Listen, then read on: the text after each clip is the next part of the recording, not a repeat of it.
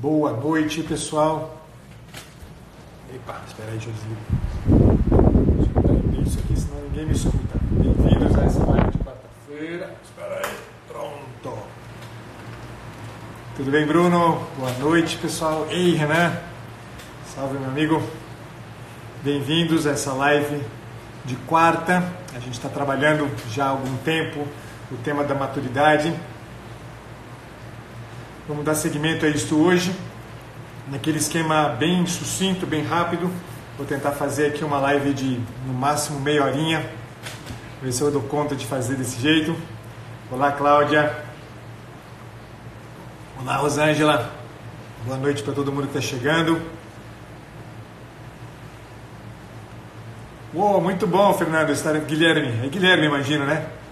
A gente se vê lá com certeza. Boa noite, Bruno. Muito bem. Vamos começar. Bom, para aqueles que estão chegando aí hoje pela primeira vez, as lives de quarta-feira, há um tempo, eu venho trabalhando o tema da maturidade, tá? Hoje nós vamos fazer, no esquema que eu venho fazendo sempre, uma premissa, 3 pontos, para dar para vocês aí alguma orientação, para que vocês tenham um norte mais claro, até mesmo para que consigam ir pensando. Ei, Cris, buonasera, tudo bem, né? Salve, Fernando, você vem aqui amanhã, pelo amor de Deus, se você não vier tomar um café comigo, a gente vai ficar muito mal. Salve, Pedrão, muito bem. Ei, Adelaide, tudo bem? Michele, ontem, um dos meus dos espectadores aí da live de ontem me deu essa sugestão. Eu estou organizando tudo para colocar no Spotify. Vamos ver se eu dou conta de fazer isso aqui. É uma tarefa a mais. Vamos ver se eu consigo fazer isso. Muito bem, vamos lá. Chega de conversa fiada, vamos trabalhar. A gente vai hoje trabalhar 3 pontos, como eu sempre faço com vocês. E vamos começar com uma premissa importante. Uma premissa, na verdade, que ela vem do nosso caríssimo amigo Aristóteles. Segundo Aristóteles, ele não usa a palavra imaturo, é bem verdade, ele usa a palavra jovem, e a gente poderia muito facilmente pegar a afirmação do Aristóteles e colocá-la dentro do âmbito daquilo que a gente vem trabalhando sobre a maturidade. Ô, Gabriel, desculpa, você está no perfil da sua mãe, o que eu posso fazer? Muito bem. A frase que o Aristóteles usa é justamente, ele diz que o imaturo, ele normalmente raciocina mal. E ele raciocina mal por falta de experiência. E ele continua, ele diz que quando o imaturo raciocina, o raciocínio normalmente ele está guiado por paixões, e por paixões desordenadas. Então aqui, né, nessa premissa de hoje, aparecem alguns termos, desculpa, eu diria melhor, que são bastante importantes e que eu vou desenvolvê-los agora com vocês no ponto 2 da nossa conversa. Então, primeiro ponto, a premissa então é o imaturo, né, o jovem, diz o Aristóteles, ele normalmente ele raciocina mal por falta de experiência, e quando ele raciocina, ele normalmente raciocina guiado por paixões desordenadas. Então nós temos aqui o tema da experiência, o tema das paixões desordenadas como características importantes. A falta de experiência, desculpa, e as paixões desordenadas como características importantes do homem imaturo. A gente muito facilmente poderia, né, e aí eu já passo ao ponto 2 aqui, que é justamente o seguinte: qual a relação que a gente pode encontrar justamente entre essa falta de experiência e essas paixões desordenadas? E para isso eu queria gastar um pouco mais de tempo, talvez seja a parte mais longa da nossa conversa aqui, sobre esses 2 temas, né? As paixões desordenadas e a falta de experiência, tá? E aqui é interessante porque alguém poderia objetar então, né, dizer que o raciocínio do Aristóteles é um raciocínio que se aplica exclusivamente aos mais jovens, porque efetivamente os mais jovens, a eles de fato falta a experiência, eles são carentes de experiência. Mas, e aqui está o erro, então eu vou começar falando justamente do tema da experiência, porque é um tema importante da gente saber e ter clareza do que é a experiência. A falta de experiência não é apenas algo que caracteriza pessoas com pouca idade, pouco tempo de vida.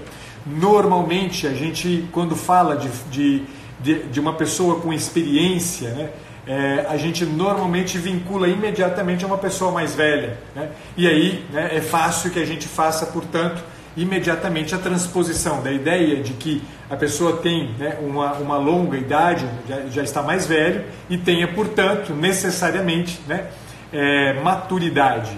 Porém, a experiência difere, e é isso que eu queria valorizar logo no início, nesse ponto 2, a experiência difere profundamente daquilo que a gente poderia chamar genericamente de experimentação. Ontem, a propósito, eu trouxe aqui,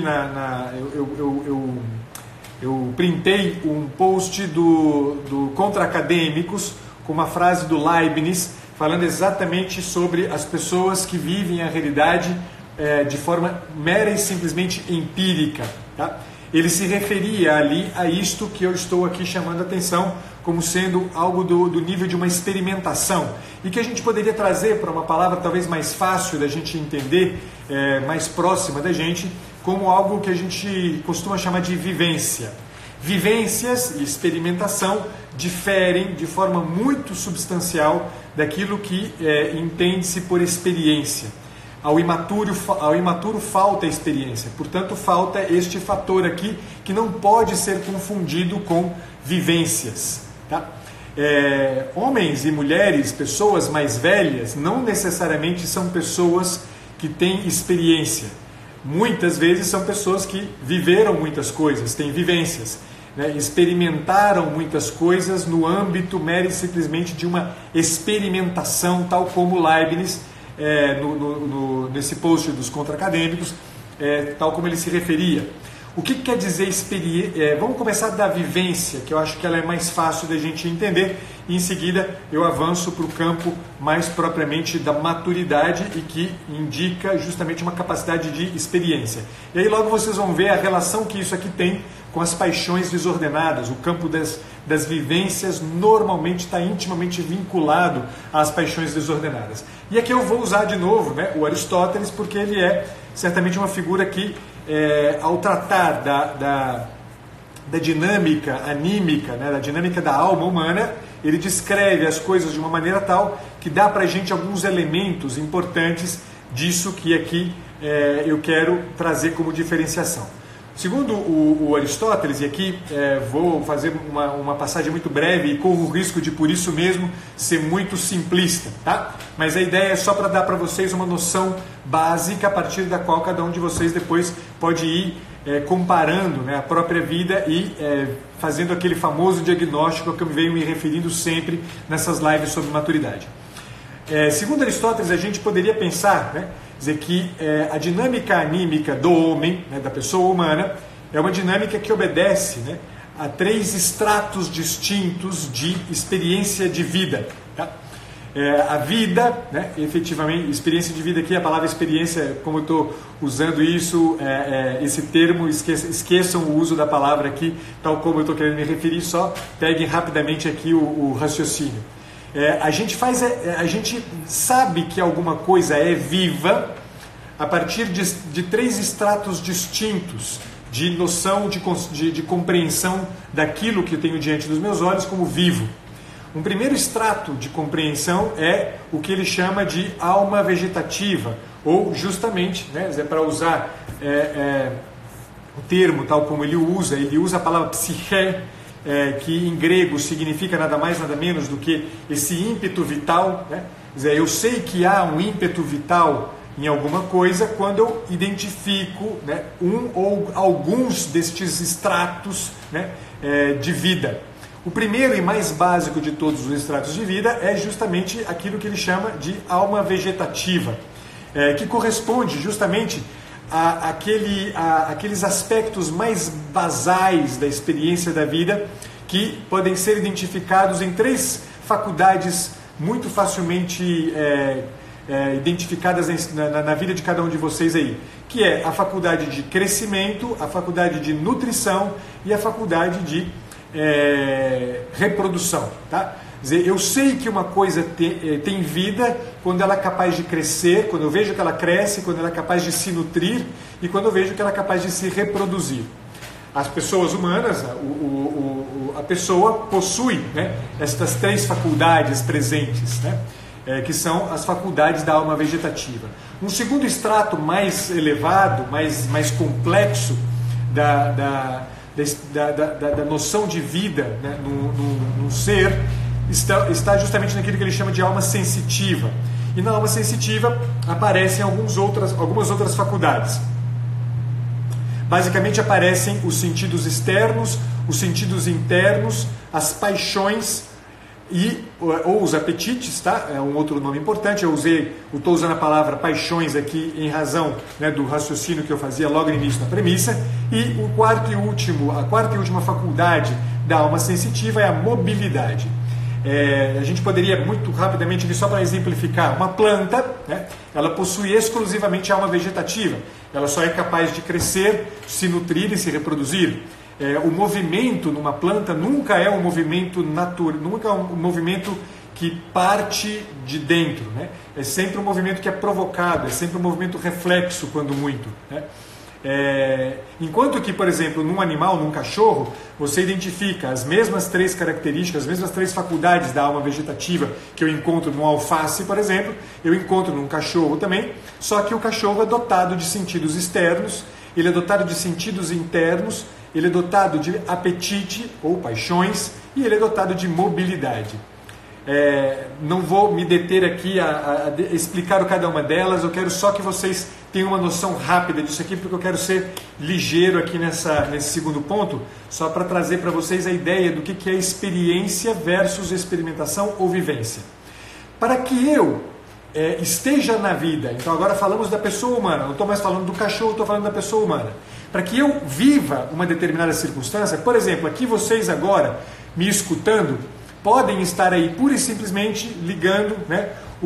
Ligaram o Instagram, sabem que o Pacheco faz toda quarta-feira uma live e estão fazendo não sei o que na cozinha e resolveram, né, ligar a live do Dr. Pacheco para poder assistir. Mas não estão assistindo, né? Finalmente o que estão fazendo é lavando louça, conversando uma coisa aqui, fumando um cigarro, sei lá o que raios estão fazendo, mas não estão presentes à circunstância propriamente dessa live. Não estão atentos a ela, não estão tomando nota, não estão registrando, não estão fazendo nada, não estão efetivamente envolvidos com isso aqui. Quer dizer, há muitos dos que estão aqui agora que devem estar numa situação como essa. Ou seja, o Instagram está ligado, vocês estão me ouvindo, mas vocês não estão experimentando aquilo sobre o que eu estou falando. Vocês não estão conscientemente voltados para aquilo que eu estou falando. Vocês estão mera e simplesmente fazendo uso dos sentidos externos, escutam a minha voz, se estão lavando o prato, talvez, né, veem a minha imagem, né, se olham para essa telinha que está aí na frente de vocês, né, vocês conseguem olhar e captar, né, os dados perceptivos do que está rolando em torno de vocês. Vocês conseguem talvez, né, minimamente, né, ter um controle desse conjunto de dados perceptivos que aí entra no campo dos sentidos internos, naquilo que a gente costuma chamar de senso comum. Vocês podem talvez, né, uma ou outra frase que eu digo, vocês prestam atenção a essa frase e até constroem uma imagem daquilo que eu disse. Quando eu falei do alface, vocês pensaram no alface que tem plantado na horta de vocês. Quando eu falei de um cachorro, vocês pensaram em construir a imagem de um cachorro. Ou seja, vocês usaram a imaginação, outro sentido interno. Vocês podem até valer-se da memória em razão de uma frase interessante, né? Pegou a premissa, por exemplo, que eu trouxe e memorizou a premissa que eu trouxe, achou bacana e está aí caraminholando em cima da premissa. Você está usando a memória, outro sentido interno. Ou seja, você pode estar absolutamente vinculado a isso que está acontecendo agora com você, mas não está fazendo uma experiência disso. Você está mera e simplesmente vivendo esta circunstância. Algo que, se um cachorro entrasse aí, onde você está neste momento ouvindo esta live, ele certamente faria o mesmo nível de experimentação da circunstância que você. O mesmíssimo nível. E quantas vezes a gente na vida, né, age nesse mesmo tipo de dinâmica. A gente está totalmente envolvido na realidade de forma mecânica, achatada. A gente está usando um nível de compreensão entre todas as aspas do mundo, da realidade, que é absolutamente achatado. Usando um conceito do Viktor Frankl, você está, na verdade, operando no nível somatopsíquico pura e simplesmente. Você está operando naquelas duas primeiras dimensões da pessoa humana, que são a dimensão biológica, fisiológica e a dimensão psíquica. Essa dimensão na qual acontecem já alguns movimentos internos, mas não necessariamente movimentos de consciência. Isto aqui é o campo da experimentação, isto é o campo da vivência. Pessoas, né, mais velhas não necessariamente fazem experiência das coisas, sobretudo quando, né, eles se encaixam mecanicamente na vida, estão envolvidos de forma mecânica na vida, vão para o trabalho, produzem, são produtivos, respondem adequadamente ao seu trabalho, entregam adequadamente o produto que devem entregar, mas o fazem mecanicamente, o fazem quase como uma operação reflexa. Estão fazendo porque eu já sei fazer e continua fazendo, sem absolutamente nenhum tipo de pensamento de consciência acerca daquilo. A vivência é algo desta natureza. A vivência é algo que não tem nenhum nível de consciência elevada presente, nenhum nível de inteligência elevada presente. Você é capaz de cognição, mas não é capaz de inteligência. A cognição é nada mais nada menos do que essa capacidade que a gente tem de encontrar relações entre os elementos da realidade que se apresentam.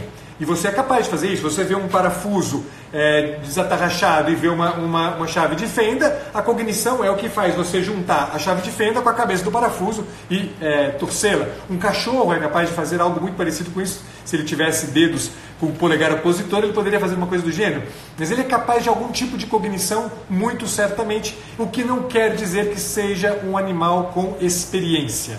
A experimentação, que é o nível típico do imaturo, opera nesse nível achatado, nesse nível muito basal da existência, que é o nível somatopsíquico. Para que haja experiência, é preciso entrar em cena um elemento novo, que é justamente o elemento da razão e da vontade. Sem razão e sem vontade, eu passo pela vida, vivenciando uma série de circunstâncias, sem, no entanto, me aprofundar em absolutamente nada, sem, no entanto, fazer o passo mais importante, que é aquele que, segundo a premissa, em negativo da premissa, permitiria à pessoa se localizar dentro do espectro da maturidade. Porque o que é a experiência, então, efetivamente? A experiência é a capacidade que eu tenho de, diante de um determinado dado da realidade que eu vivo, eu julgo este dado da realidade, eu capto todo o conjunto de dados ali envolvidos e julgo esse dado da minha realidade vivida. Então eu não paro na vivência, eu não paro no achatado, eu dou um passo, né, na vertical, né, eu dou um passo elevado, que entra em cena justamente aquilo que é a terceira, né, o terceiro extrato, né, que quando a gente contempla, a gente diz, ali tem vida, que é o extrato daquilo que o Aristóteles chama de alma racional, que é onde estão faculdades como razão e vontade. A vontade é justamente aquilo que faz com que eu, numa determinada vivência, não fique determinado pelas paixões, os apetites, né? Vou falar disso aqui em um instantinho para vocês. Eu não fico determinado pelas paixões, mas eu dou um passo iluminado pela razão, um passo de vontade, um passo que a gente poderia chamar, portanto, usando um conceito adequado, um passo volitivo, um passo que é resultado de volição, né? Eu decido, há uma decisão envolvida. Pensemos o seguinte, vou pegar esse exemplo e aí eu avanço para os dois últimos pontos, já terminando a nossa live. E aí vocês vão agora entender por que, né, há uma relação íntima entre falta de experiência e paixões desordenadas. Vocês estão aí me escutando e ligaram, né, o Instagram, estão aí me escutando e de repente o esposo de vocês entra na cozinha, né, com uma bandeja de pizza, um cheiro delicioso de pizza. Você está com fome, ligou a live para assistir um pouquinho da live enquanto está preparando a mesa, enquanto está arrumando as coisas, e está com fome, né? Ou seja, a tua faculdade de nutrição lá daquela camada mais baixa, daquele extrato mais baixo que é o extrato da alma vegetativa, acendeu em você a urgência da nutrição, a urgência de recobrir, né, um vazio, uma necessidade do seu organismo, da sua fisiologia. Você está ali envolto num milhão de dados perceptivos distintos, está ouvindo a minha voz, está vendo a dinâmica da cozinha, está vendo a gaveta, de vez em quando olha aqui pro seu celular e vê minha cara. Aí de repente você sente o cheiro da pizza que o teu marido chegou trazendo para a cozinha.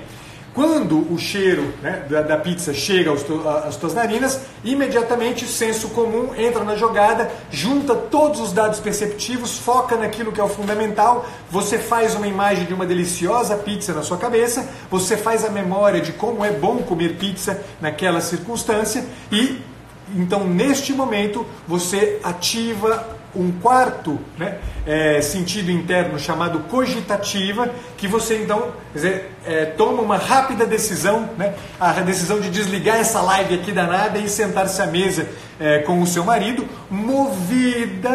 mera e simplesmente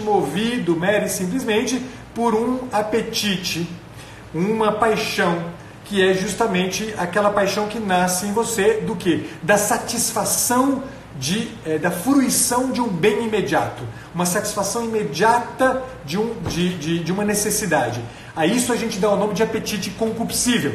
O apetite concupiscível, que são dois os apetites que estão em jogo ali, que são apetite concupiscível e apetite irascível, eles são paixões que, em alguma medida, quando ordenadas essas paixões, são paixões que guiam a gente, orientam a gente para uma melhor decisão, para o bem, né? Pode ser o bem imediato, aquele que eu vou fruir imediatamente, como pode ser o bem árduo, o apetite irascível, é aquele que nos encaminha para os bens árduos. Só que, se eu estou determinado, mero e simplesmente pelo movimento da faculdade de nutrição, que na verdade está cá embaixo, não está cá em cima, né? Se eu sou movido mero e simplesmente por aquilo, é fácil que eu não decida de forma iluminada pela minha razão. Eu entrei na live porque eu queria escutar sobre maturidade, eu queria começar a empreender um processo de amadurecimento pessoal, entrei com essa decisão e me vi, né, forçado a fazer 1250 coisas ao mesmo tempo.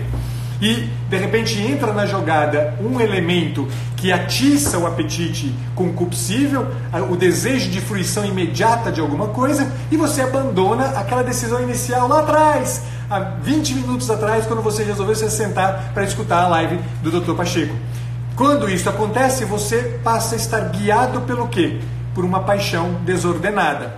Ou seja, você não você não experimenta todo o conjunto de dados que você colheu. Você mera e simplesmente vivencia uma circunstância que se segue a outra, que se segue a outra, que se segue a outra, e que você é tomado e levado mera e simplesmente pelas suas paixões. Se você, porém, fosse uma pessoa, né, madura, o que estaria em jogo neste momento? Mais importante, claro, estou aqui usando o exemplo, levando em consideração o exemplo que eu dei até agora. Mais importante é o fato de eu terminar essa live com o Dr. Pacheco. Ele disse que é rapidinho e me interessa porque eu estou querendo amadurecer. Quando você faz isso, você interrompe todo aquele fluxo maluco de dados que foram entrando na sua vivência, e você concentra a atenção naquilo pelo que você decide. E você, portanto, volta toda a tua vontade para este evento que está acontecendo aqui, iluminado pela razão. Uma razão que decidiu-se lá atrás, inicialmente, bem anteriormente a tudo, decidiu-se por empreender um caminho de amadurecimento. Então, percebam agora, né, que esse segundo ponto, apesar de ter sido bastante extenso, era um ponto que eu queria valorizar bem com vocês, para que vocês entendessem que há uma grande diferença entre experiência e experimentação, vivência, sobretudo, justamente por conta, né, de que na vivência eu estou regido normalmente por paixões desordenadas. Eu estou regido mera e simplesmente pelo desejo de fruição imediata de alguma coisa. Então eu quero carinho, então eu quero atenção, então eu quero agir voluntariamente. Então eu vou o tempo inteiro querendo fruir de algum bem imediato. E eu não dou conta de incluir um elemento mais exigente, como aquele que, por exemplo, né, chama a nossa atenção no caso do apetite irascível, que, se estiver guiado pela vontade, certamente nos permitirá tomar a decisão mais adequada. Então, a experiência não é fruto de uma longa história de vida. A experiência é fruto da capacidade de se deixar guiar pela razão e pela vontade. Portanto, chegar a um juízo diante de cada coisa, chegar a dizer, é isto, isto significa isto, esta vivência significa isto, isto permanece, esse juízo a que eu chego permanece.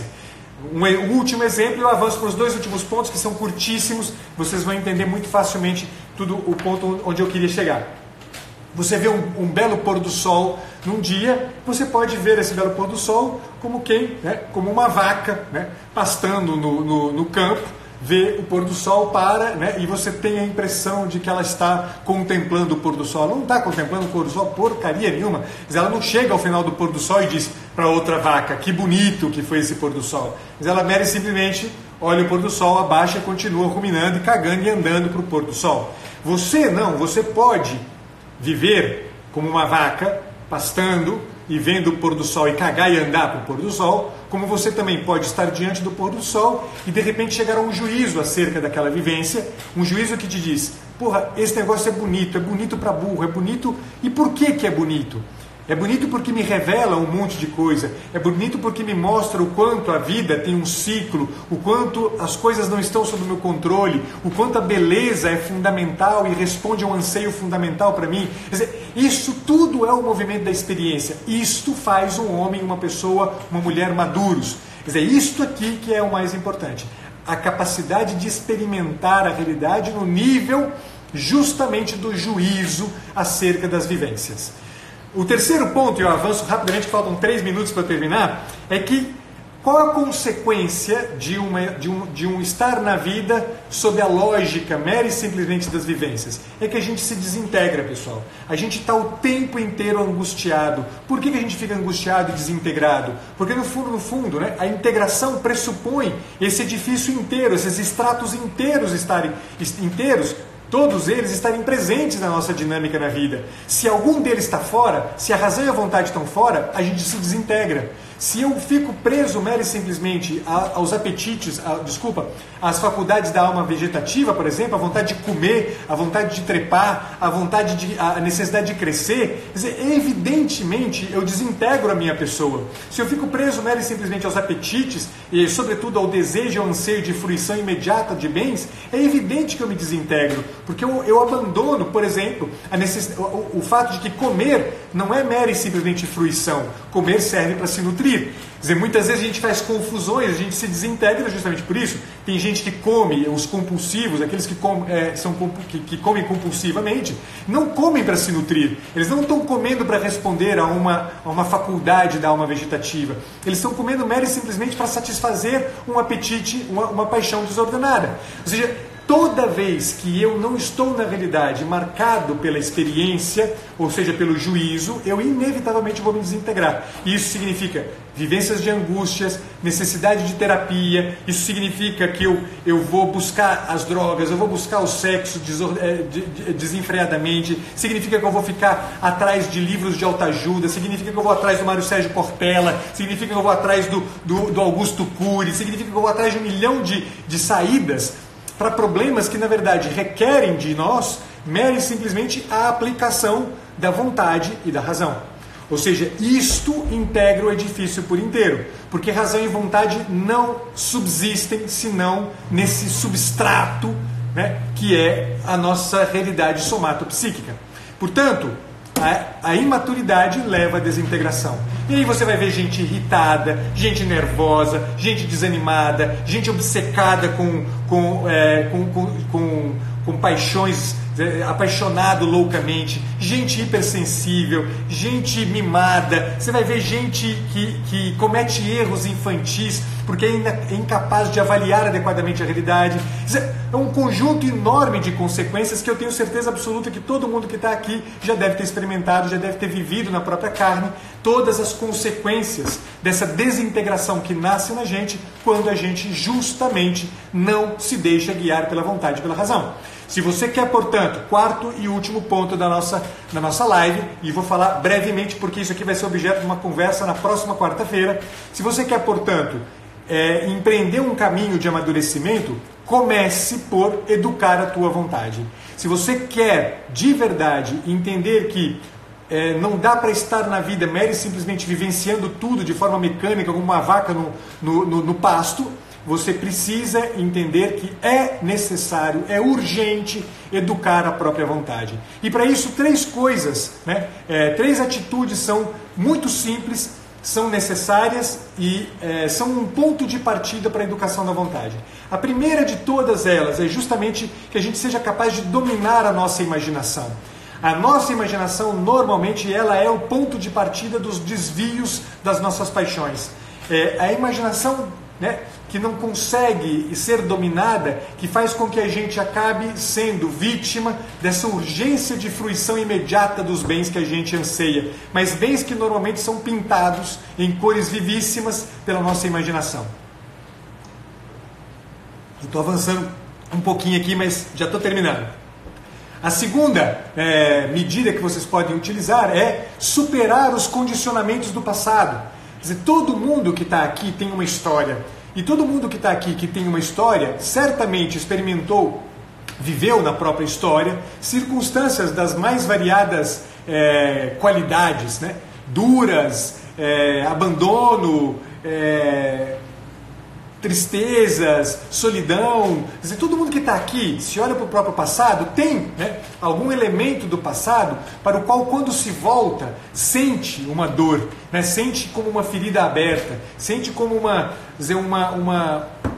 coisa que engasta o passo, quer dizer, que não faz a gente andar direito. Quer dizer, cada vez que a gente concebe o passado como algo que determina o nosso presente, a gente fica incapaz de uma superação destes dados do passado que na verdade não determinam absolutamente nada, apenas condicionam, apenas impõem algumas condições contra as quais a gente pode lutar, superando-as. Determinações são insuperáveis, condicionamentos são superáveis.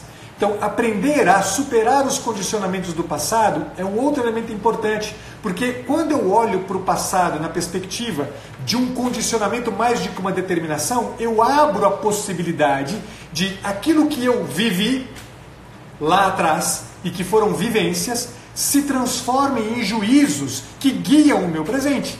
Quando a gente não faz isso, a gente está absolutamente amarrado, escravizado no passado, e com o passado como uma bola de ferro amarrada na nossa perna.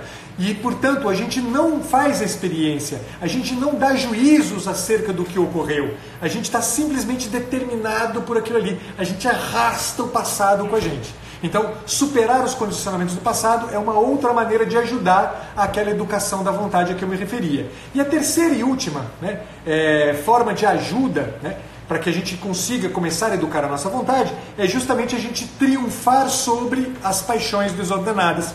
E aqui valem milhares e milhares de recursos muito simples. Recursos todos que dizem respeito, normalmente, à mortificação das nossas paixões. Mortificar as paixões significa um pouco daquilo que a Mila Marcílio, o Ítalo, a Mila usa muito essa coisa do auto-mimo, Quer dizer, mortificar as paixões significa parar com esses mimos que a gente faz pra gente mesmo, o cafezinho com açúcar, aquele chocolatinho garoto, aquele banhozinho quentinho de todo o tempo. Quer dizer, toda vez que a gente se mima, a gente na verdade está em uma medida muito larga, dizendo que as nossas paixões desordenadas, ou seja, o desejo e a urgência de fruição imediata de bens absolutamente achatados, imanentistas, são tudo aquilo que a gente precisa.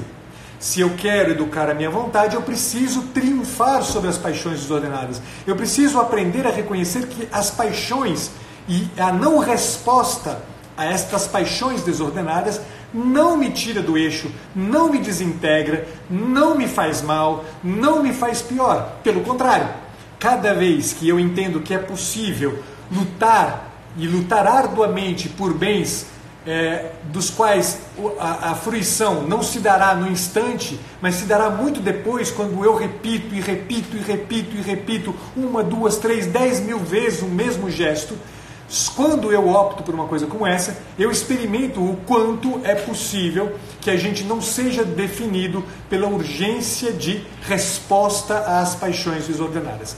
Avancei 4 minutos da minha proposta.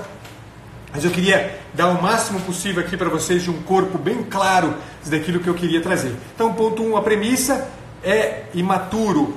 O imaturo normalmente ele raciocina, ele raciocina mal por falta de experiência e quando ele raciocina, ele raciocina guiado por paixões desordenadas. Há uma íntima relação entre as paixões desordenadas e a falta de experiência, justamente porque as paixões desordenadas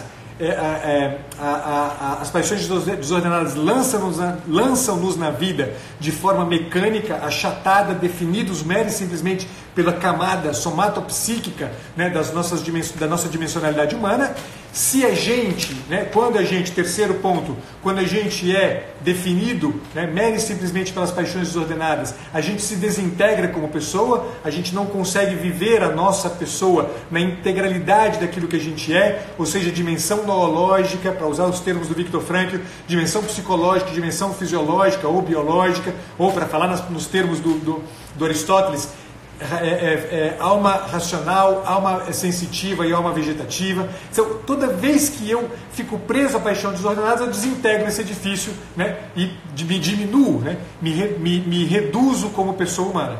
E a saída disso aqui é a educação da vontade com aqueles 3 elementos. É isso, pessoal. Resumão em um minuto para vocês da live inteira de hoje. Peço para vocês para compartilhar essa live. Ela fica disponível para vocês aqui por 24 horas aqui nos stories. Algumas pessoas me deram a dica de fazer aí, tornar isso aqui fazer um podcast. Eu estou organizando a forma de fazer isso aí, tem que transformar isso tudo em MP3, enfim, mas uma hora essa coisa vai acontecer. Por enquanto, né, avisem para as pessoas que nas próximas 24 horas vai estar disponível. Muito obrigado, pessoal. Até amanhã. Eu acho que tem live com o Kik, depois eu vou confirmar, mas aí se tiver mesmo eu aviso para vocês ao longo do dia de amanhã. Fiquem com Deus e até amanhã.